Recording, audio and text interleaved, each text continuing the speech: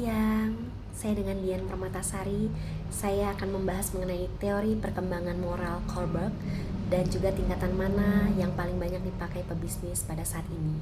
Teori perkembangan moral Kohlberg dibagi menjadi 3 tingkatan utama, yaitu tingkat pra-konvensional yang biasanya berfokus pada kepentingan pribadi, menghindari hukuman, dan mencari keuntungan langsung.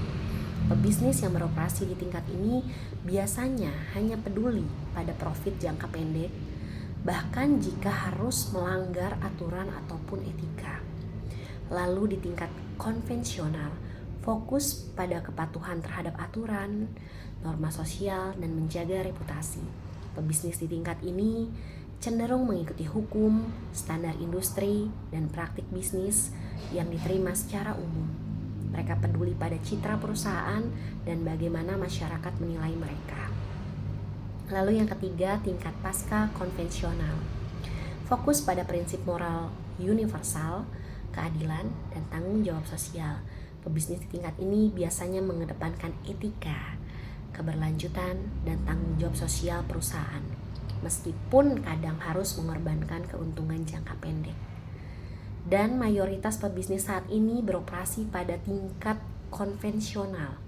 Mereka berusaha mematuhi hukum, regulasi, dan standar industri agar bisnis tetap berjalan lancar. Reputasi dan kepercayaan publik menjadi aset penting, sehingga menjaga citra perusahaan sangat diutamakan. Contoh nyata keputusan bisnis yang mencerminkan tingkat konvensional adalah ketika perusahaan mematuhi regulasi pemerintah bukan hanya karena takut sanksi, tetapi karena ingin menjaga citra dan kepercayaan publik. Contohnya, banyak perusahaan di Indonesia yang menghentikan penggunaan plastik sekali pakai setelah adanya aturan pemerintah, dengan alasan menjaga reputasi dan memenuhi harapan masyarakat.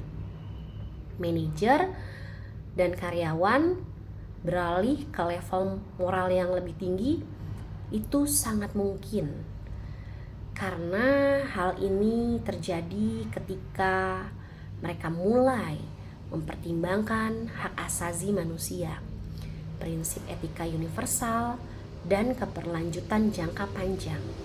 Misalnya, perusahaan yang tidak hanya mengikuti aturan, tetapi juga secara sukarela mengembangkan inovasi ramah lingkungan meskipun belum diwajibkan, menunjukkan orientasi pada kontrak sosial dan prinsip etika universal. Sekian penjelasan dari saya dan terima kasih.